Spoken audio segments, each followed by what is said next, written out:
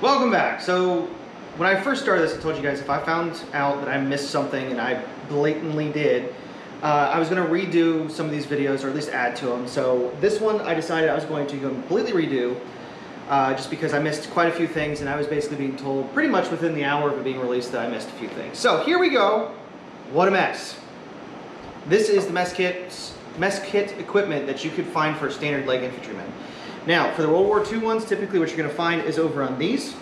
However, that does not mean that you won't find these. Now, what is the difference? These are the First War variants. So, you've got the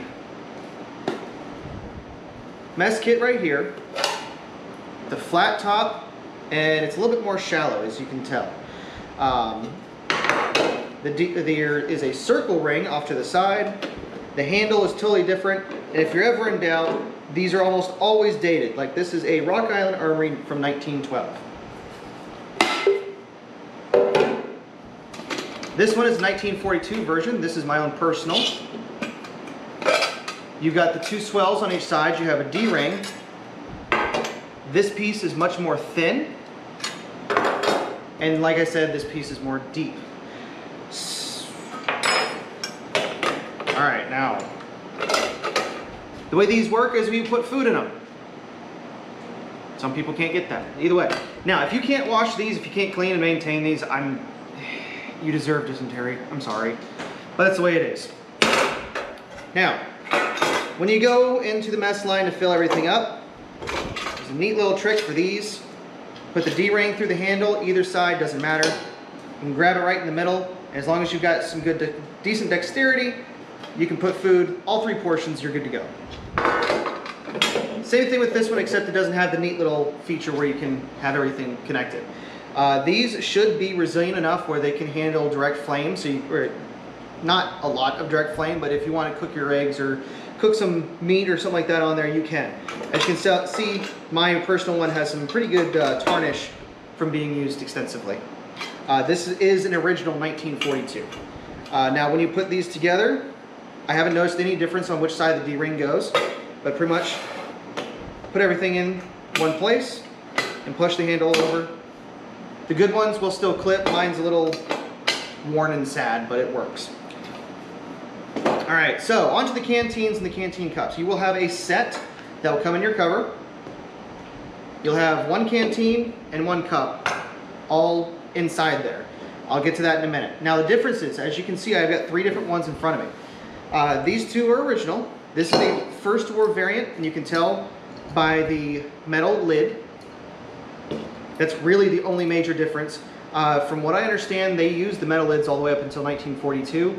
You can see photos towards the end of World War II of them still using it. So if you have any inclination to use Doughboy, might as well just get one of those guys. The more common ones are the Bakelite caps. Regardless of which canteen you pick up, you're going to want to make sure that there's something in here. If there's no grommet or some kind of gasket, usually cork, potentially a rubber or plasticky type substance, it's going to leak all over the place like a freaking sieve, and you're going to want to replace that. Cork can be found just about anywhere. So when it's tightened down, you want to make sure that it makes a good seal.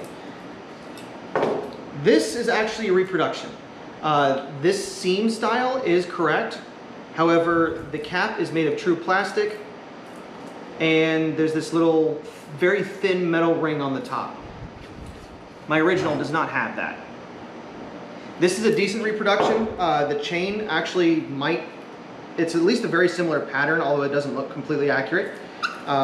These reproductions, actually this reproduction has a cork in it. I've seen a good amount of them with plastic. The caps are a little bit more resilient, but plastic as well as Bakelite will deteriorate over time, and you could run shattering it. These metal ones, they're never really going to die. They're just a lot more noisy, which could be a problem if you're in the field. All right, so how do you maintain the canteen? I've seen multiple different ways. The biggest thing is you need to make sure that whatever is in there that could be growing, that could be causing you problems, is dead and gone. So when you pick up an original in particular, kind of take a look at the outside. If it's god-awful and ugly, you probably don't want to deal with it. There have been some people that are concerned about the quality of the water. Like they could be bad for you, they could cause problems that way. there are water kits available if you want to. Basically, get yourself a canteen, fill it up with water, put the strip in there, and see how it goes. Each strip is going to show you exactly what's wrong with it. There's the one I use for the water can, it's actually sitting right over there. It had, I believe, 8 different sources of different minerals and such that could be inside of a water container that could cause problems. It's simple. You take the strip, line it up, look at the colors. As long as the colors match up, you're all set. Now, back to cleaning these guys. The biggest thing is, like I said, clean out the inside. If you're going to be out in the field for an entire weekend, you need water, and most people are not going to want to carry around an Ozark bottle or something like that, because it kind of defeats the point. So, my method. Now, I went through survival training for the military, so as long as I don't have to strain it with my teeth, I'm happy with the water. These cannot, or to some people, these might not taste great. But what I do is I take some really hot water, really soapy water, fill it up, close it, shake it vigorously, and that should get a good chunk of it out. Dump it, boiling water, add that in there, and let it sit for a few. Theoretically, you do that 2-3 times, not much is going to survive that unless it's something really nasty. If you have something actually inside it, like corrosion or rust, don't use it. There's no point. The reproductions are very cheap. Just use the reproduction. All right? One of my viewers actually said that he runs it through the washer twice, which makes sense. It'll burn everything out. I would be concerned about hot water not really getting inside there, but that's just me. So that's how you really maintain these guys. All right. With your canteen set, comes with a canteen cup. These are just friction. So if it takes more than just they might be bent, they might be corroded, they might be rusted. Who knows? Now, with these L shapes, once you pop this out, there's a little tab that comes up and down. So you push this all the way up, push the L against the cup itself, and slide it into the tabs. So it'll hold itself up this way. All right. The butterfly shaped ones are post-war. They're pretty well a dead giveaway. They work. Would not suggest it just because there is a huge difference in the way they look. All right, so with these, you've got the handle. It's got a nice gap here, so if you want to put it on a burner or something and cook your coffee up in the morning, you're good to go. When you're done, close it up. The canteen fits inside, and then now all that goes inside the cover. The canteen cup can be a pain depending on which ones you have and if there's anything that's shrunk or anything like that. Just, you gotta fight with it a little bit, make it work. This is actually one of the earlier versions. The later versions, it's just a bend in it. It's not the rolled edge. The rolled edge acts like a heat sink and it can get extremely hot.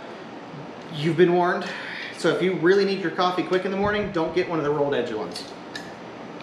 All right, so you've had your meal. Everything's all hunky-dory.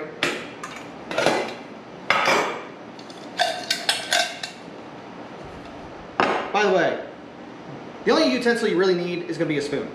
Ounces are pounds, pounds are pains. So if you need more than this, well, you've got your bayonet, you've got a pocket knife somewhere on you that you can use to cut whatever you need to.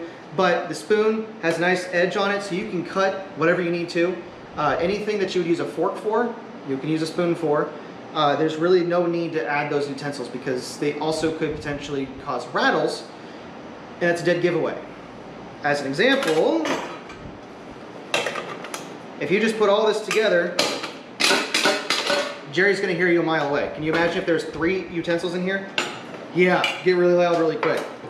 But after you've cleaned everything out, cleaned everything off, and you want to dry your equipment,